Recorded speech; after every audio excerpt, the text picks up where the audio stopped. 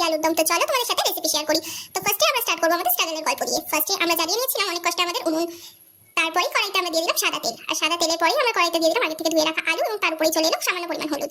এবং হলুদ দিয়ে তারপর ভালো করে নাড়িয়ে চাড়িয়ে সেগুলোকে আমরা নামিয়ে নিলাম। এরপর কড়াইতে এক এক করে দিয়ে দিলাম শুকনো লঙ্কা, তেজপাতা। তারপর ধীরে ধীরে কড়াইতে এসে গেল টমেটো, হলুদ, জিরে গুঁড়ো, ধনে গুঁড়ো, আর কাশ্মীর থেকে না আসে কাশ্মীরি লঙ্কার গুঁড়ো।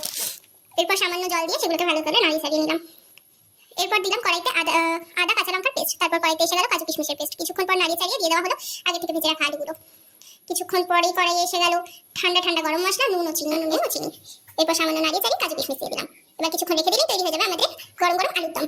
এবার আসি লুচি কথায়। প্রথমে বাটিতে ময়দা, সাদা তেল, নুন, চিনি, জল দিয়ে ভালো করে আমরা মেখে নিলাম। এরপর ছোট ছোট করে লেচি কেটে বেলে ভেজে নিলে তৈরি হয়ে যাবে আমাদের গরম গরম নরম নরম লুচি। তো এবার বলো বন্ধুরা, কে কে সকালে জলখাবারে লুচি খেতে ভালোবাসো? আমার কিন্তু খুব ভালো লাগে। যারা যারা আমার মতো সকালের জলখাবারে লুচি দেখে খুব খুশি হও তারা কমেন্ট সেকশনে অবশ্যই জানিও। কিন্তু ধনেপাতা ছড়িয়ে আমাদের লুচি আলুর দমের ডেকোরেশন হলো কমপ্লিট।